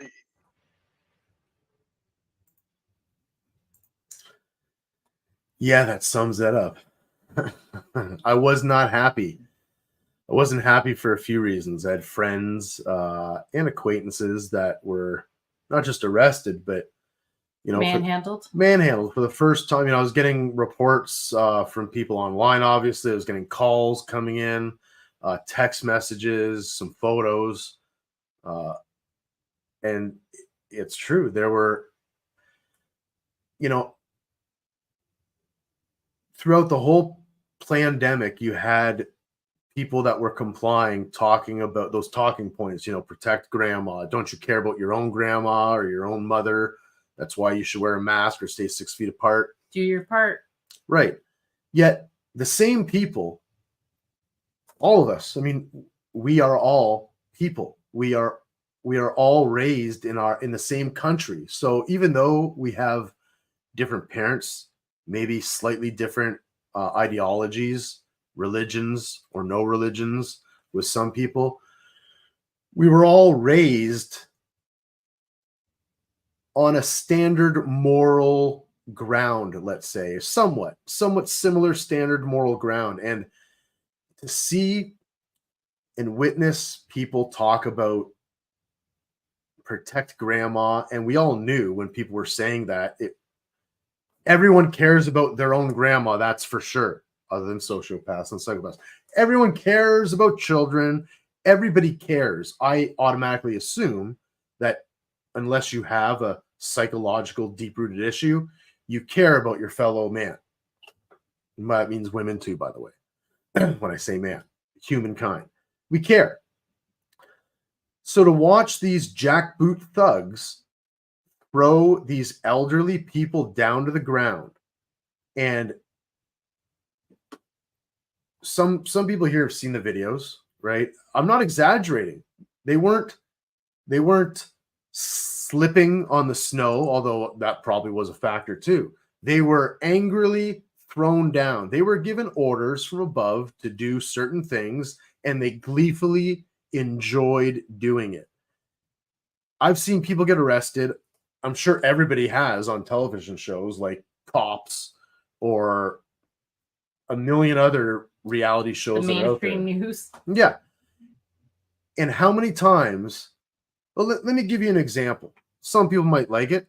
Some people might not. I don't care.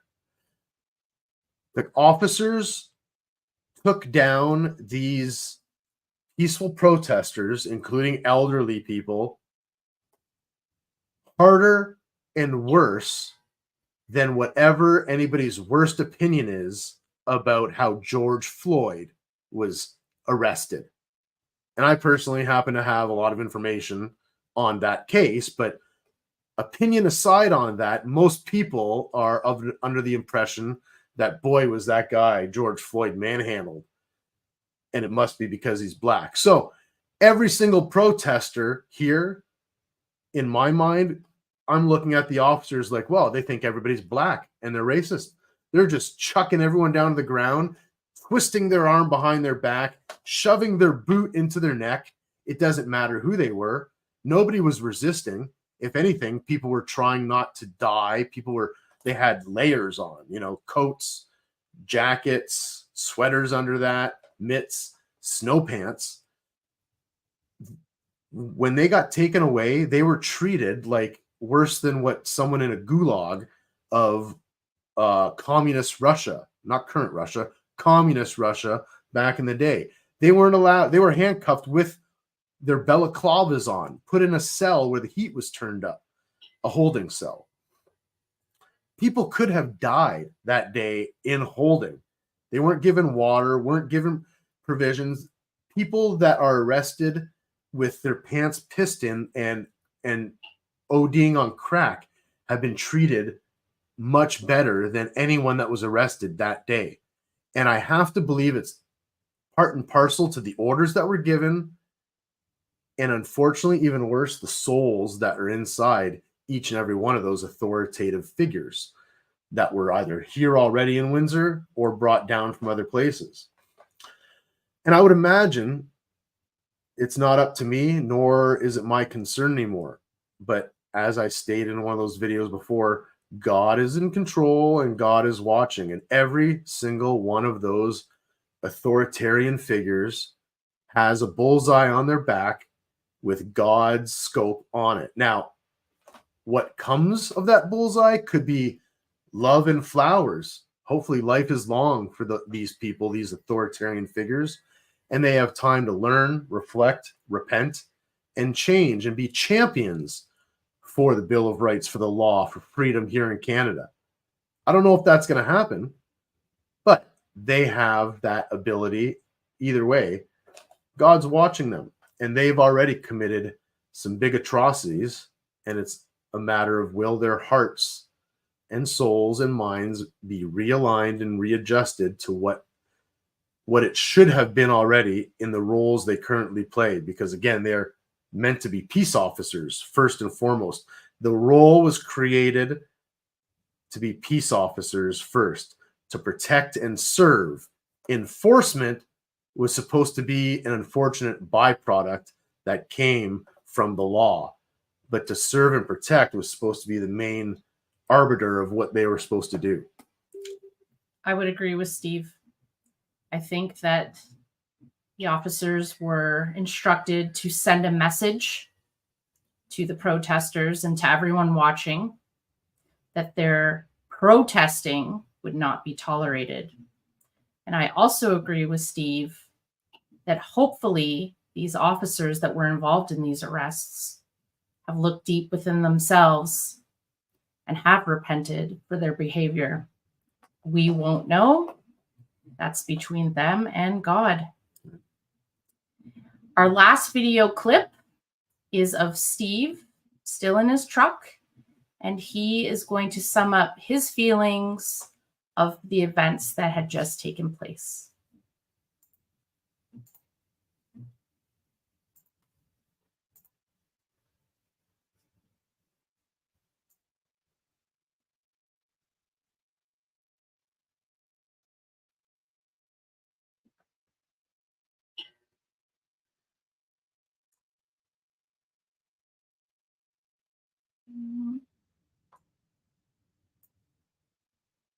First 2 years, going on 3.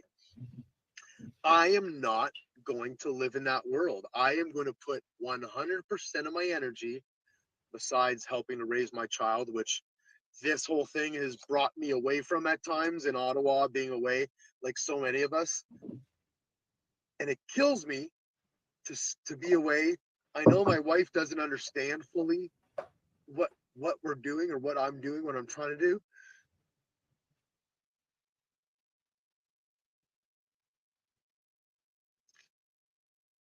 I won't have my daughter be a slave to this system. She will not wear a mask ever, let alone throughout life. Little children's faces are not meant to be covered. No one's is. I will give everything I have. Besides the effort I put into the love of my household, I will give everything that I have. Every bit of oxygen I draw in and CO2 that I draw out, I will give to preserve freedom for every single one of us. Because in order for you to have freedom, I got to have freedom. In order for me to have freedom, you got to have freedom. It's reciprocal. I don't earn it for myself. It has to be for all of us, or none of us get it. And I pledge my life to preserve freedom for my child and all of us. I hope each and every one of you are ready to do the same, because trust me, you might think, yeah, maybe the world won't be so bad. Maybe I'll get my steaks and lobster if I just sign on a little bit. There's no such thing as a little bit. You will either be engulfed by the evil, corrupt system and you will become that, or you choose now to push it away, get right with God, the creator, the universe, karma, whatever it is you believe in, and fight this tyranny, fight this oppression, and bring back the rule of law, the Bill of Rights, and God back in your heart. And I promise, if you function with morality of the Lord, the creator, whatever it is, I'm going to speak of as the Lord, because that's where my moral compass comes from. If you function off of that, then no matter what, even if you see these atrocities happen, if you absorb it, but let God exude out of you in every way, instead of the hate that you see the other side give, trust me, good will win. We will win. Freedom will win.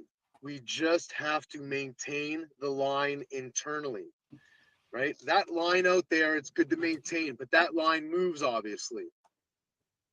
Right here, this line, this heart, this is where the courage comes from.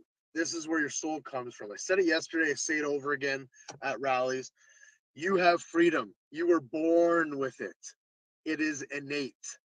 God gave you those freedoms regardless of what you think or believe. No man can take it away. There is no king of earth or no man on this planet that can ever take your freedom away, no matter what. There's only two things, two creations that I can think of that can, and that's God to take your freedom, provide it and take it, or you. You can give your freedom up. You can choose to give it up, or you can hold on to it until you pass. True. I agree with me. I agree with you too. Well, I don't know. I summed that up right there. That was true then, and it's true now. As we can see, 2 years later, freedom has won, even though the plan that they have is still moving forward, right? Until we all of us, all citizens of Canada, get on board, and we don't have to agree. We never will agree on everything. But if we understand that our government is either being controlled or usurped, or they're functioning from a place of evil, we don't have to understand the minutia together and agree on it. But if we understand that they are going against our rights and freedoms, whether you personally disagree with me and you don't care about this particular right and freedom, we have to stand strong under the umbrella of our rights and freedoms, or else they'll pick us apart, focus on one group of people to take away their rights. And if you don't care about those particular rights, you'll champion, like you've seen some groups of people do, you'll champion for the system to take away those rights, calling these rights evil. And when those rights are gone, they're going to work on the group that was working against us until they've picked everybody apart and nobody has rights anymore. That's the game plan, is what they want to do. But if we work together, right? If we come together as citizens and understand that there is a greater power, and we can disagree for now. We can disagree on who or what that greater power is, as I stated in the video. But there is a greater power, and that greater power is in control. That doesn't mean bad things don't happen. After all, we've created from our own doing a lot of bad things on this planet and in our own lives. Right? We've all stepped outside of boundaries that we shouldn't have at some point in our life, and we all need to do a little tally and reformation within our own hearts and souls to prepare for the future that we want and to combat the future that they're trying to create for us. Because in the end, we want to be united together as Canadian citizens and globally, and we all want to be free. But what freedom is should be defined under that same umbrella. And the Bill of Rights has that. We can all, doesn't matter where you come from, doesn't matter what belief system you have, we can all function under that because it reaffirms our free innate rights that we have been given by our creator. Whoever you believe that creator is, we were given that, and that piece of paper that our country functions off of reaffirms that those rights are ours. But if we start or continue to forget that we have that paper that reaffirms our innate rights, then those evil ones that are in control of our country will take that power and take the reins and completely usurp all of it and pretend and act like we do not have innate power over our own lives and innate freedom. But all you got to do is remember that we do. And there's a stronger power inside of all of us right here that can win.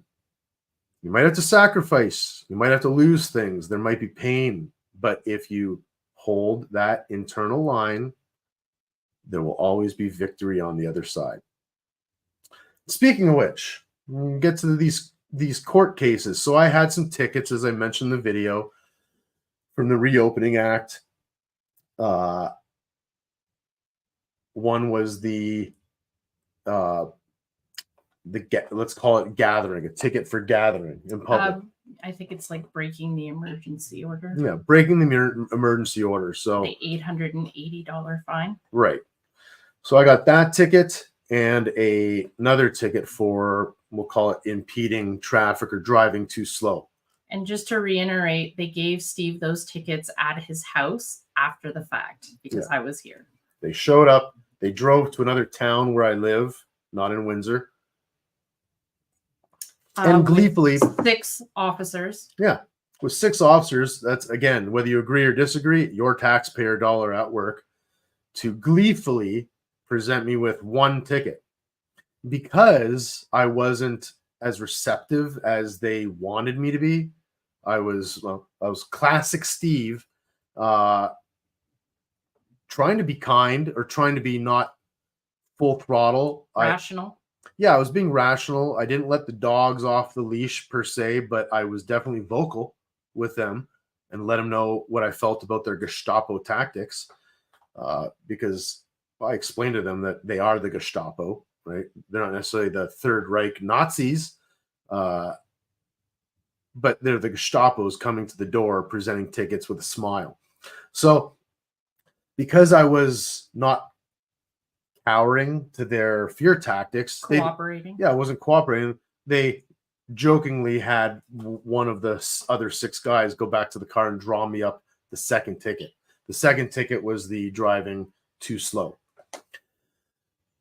So the defense fund, which I believe was the Democracy Fund, which was provided by Rebel News. Thank you. Which is very nice of Rebel News to provide that for the general public, for people that couldn't afford defense in all these tickets and cases. I hopped on that, figured why not? I don't want to pay and I would like to have representation. So over the course of the last 2 years, there was some follies that happened through the Democracy Fund. And again, I'm not blaming Rebel, as they just funded this group, and this group was spread so thin with so many cases that they couldn't possibly put the effort forth that was needed, either on an individual basis or collectively. I can only speak to myself in some of the cases I've heard. But as I spoke before about the charter and the Bill of Rights, our legal system functions off of the charter. Both exist, but again, if all they learned was the charter and all they know is the charter, they're not going to talk about the Bill of Rights because nobody likes to talk about things they don't know anything about, especially when they have a certificate saying they're educated. So when the charter got poo-pooed in court, the Democracy Fund didn't change their tactics. Instead of trying to find a legal way to combat these tickets and win, they just started taking plea deals for people, saying, well, the charter has failed with the notwithstanding clause, so what are you going to do?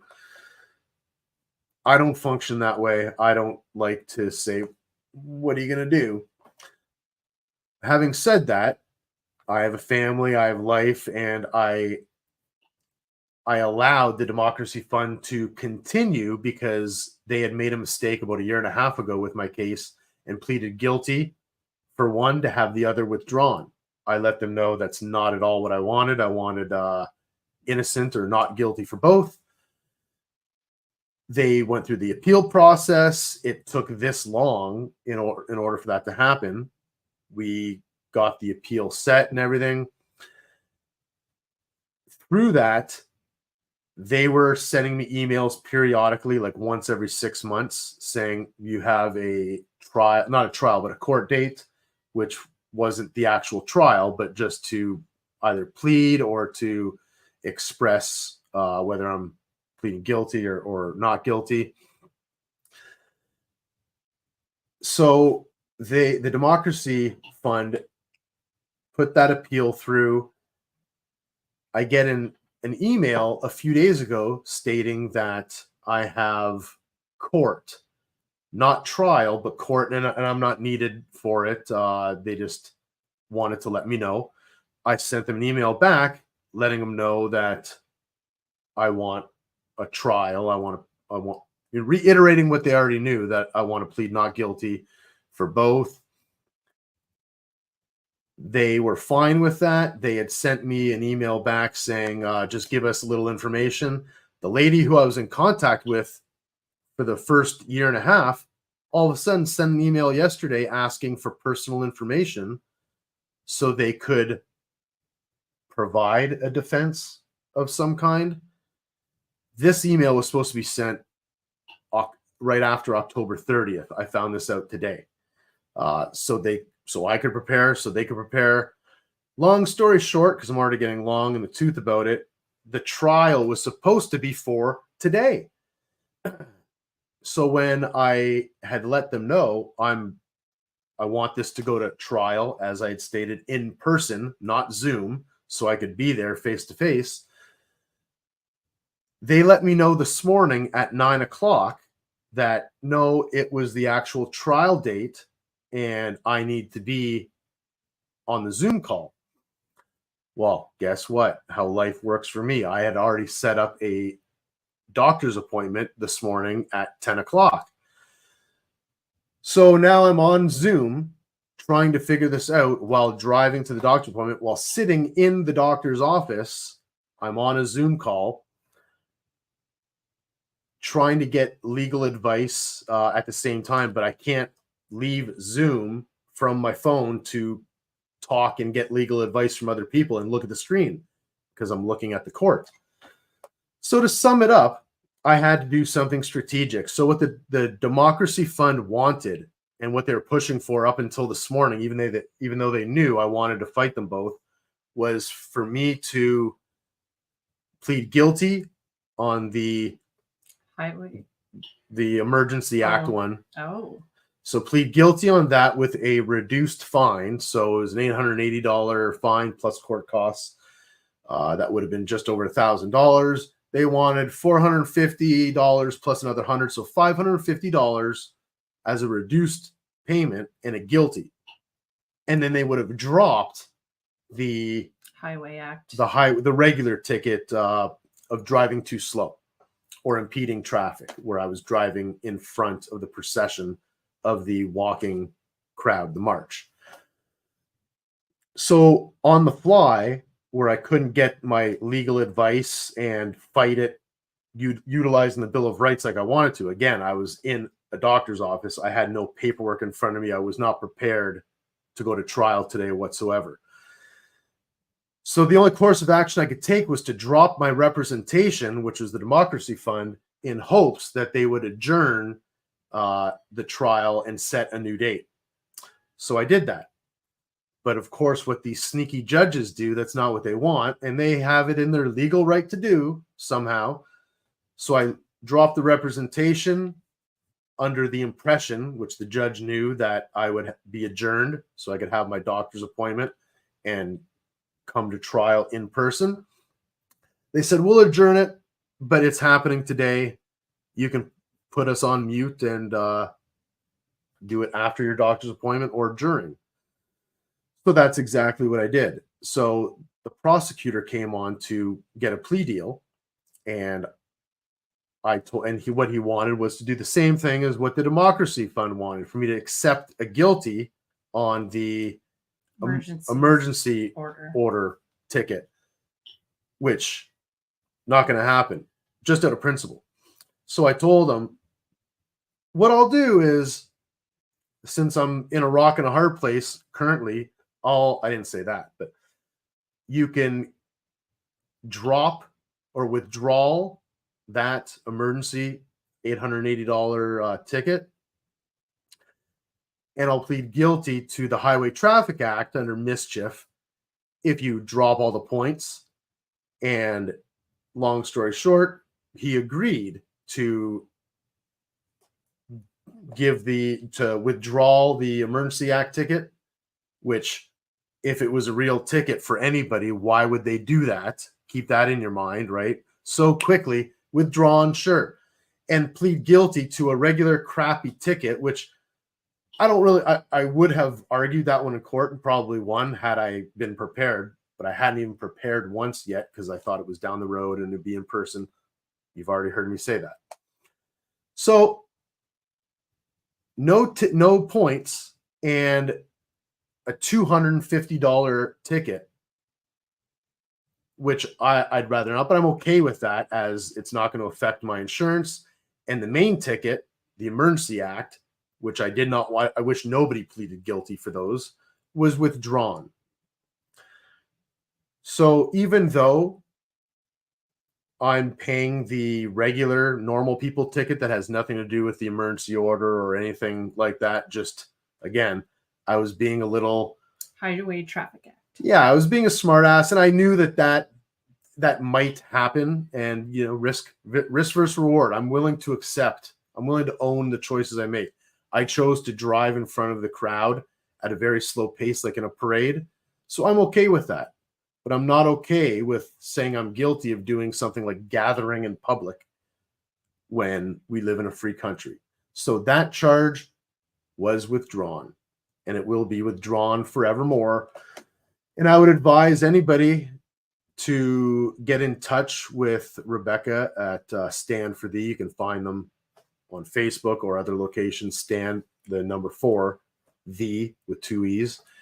And they have lots of information on their website on how to legitimately fight these fines, not just pigeonhole yourself with a charter, but actually use case law so you can fight them properly and get your case withdrawn, like I did. Perseverance pays off. Absolutely. Any final thoughts on our episode this evening? Well, as we wrap up a 2-year anniversary, and the python grip of the system has relinquished, kind of, currently. They're setting the stage for climate change and all these other initiatives, global wars. But right now, people are a bit relaxed because there's no mandates being imposed. But make no mistake, there will be again. It doesn't matter what party happens to be ruling our country right now, whether it's the Liberal NDP Conservative coalition, the Liberal NDP coalition, or the Conservatives, there will be the UN agenda of sustainable development being thrust upon us regardless, and all the Western countries. We've signed on to it. Not you and I, but our governing bodies have illegally signed on to it, and they're going to accept whatever money is given to them in order to push it, just like trickling down our provincial politicians will accept money provincially in order to impose some of these sustainable development initiatives, and municipalities will greedily gobble up that money in grants that are offered from our federal government, which are offered from the UN, the World Economic Forum, and other entities that are unelected above our government. But if we become more aware of what they're doing, and we understand, and we don't call each other conspiracy theorists, but we understand that when they want to reduce fossil fuel, it's not because they want 0.1% less carbon. When they strap a bag to a cow to capture its farts, it's not meant to reduce the carbon on the planet. Anybody with a brain should understand that it's ridiculous. You get one volcano that goes off, and you've just matched the global carbon that already exists. So stopping Canada from emitting carbon or taxing us or implementing mandates is tyranny. Regardless of how you want to view it, it's tyranny, especially when Mexico and America aren't doing it. But they're going to make a push again, and we need to be prepared how to handle that. And the best way to do that is not to externally fight. It's not to get angrier, but what we need to do is to get our soul correct. If we correct ourselves, if we uplift ourselves, if we decide to study a little bit harder in the field that we have a passion for, if we decide to spend more time with our families and give more love, expel more love out of yourself to them, if we do the morally correct things and uplift our own soul, and we individually do that, then collectively we will be stronger together, we will be better together, and we'll be able to combat the tyranny that our government is trying to impose on us, bringing us down to a third world, second world, then third world status. And as I've stated in the videos, I will never, never allow that to happen to my family and to my daughter and my soon-to-be son. I will give every last breath in order to fight for our freedoms collectively. As I stated before, I can't have my freedoms unless you have yours, and vice versa. So we have to work together. We have to get through our differences that we have, and we have to find the commonality of love that will bridge the gap between us and the authoritarian figures that try to oppress us. Excellent wrap up. My hope for our audience, I hope that you take away the images that you saw this evening as a strong reminder of what we had to do to put the government back in their place. Many of us suffered, as I said earlier, during the COVID era, the pandemic era. Those are things that none of us should ever forget. It's wonderful that as of right now, we have our freedoms back, if we'll say that. But don't ever forget what our government is capable of. They're capable of division. They're capable of turning our police force who work for us against us. And they don't care about freedom. They don't care about the law. They care about Agenda 2030. Today I was reading some scripture, and I actually came across a psalm that I thought would be very appropriate to end our broadcast with. So I'm going to read that right now. And it is Psalm 125. The Lord surrounds his people. Those who trust in the Lord are like Mount Zion, which cannot be moved but abides forever. As the mountains surround Jerusalem, so the Lord surrounds his people from this time forth and forevermore. For the specter of wickedness shall not rest on the land allotted to the righteous, lest the righteous stretch out their hand to do wrong. Do good, O Lord, to those who are good, and to those who are upright in their hearts. But those who turn aside to their crooked ways, the Lord will lead away with evildoers. Peace be upon Israel. And peace be upon Canada, the world, and our wonderful audience. Amen. Amen. Thank you so much for joining us this evening on this live broadcast. We appreciate your time viewing the videos. And if you have any comments for us, please reach out to us at our email, thetruhtrumpet@hotmail.com. As always, God bless and have a wonderful evening. And you are loved.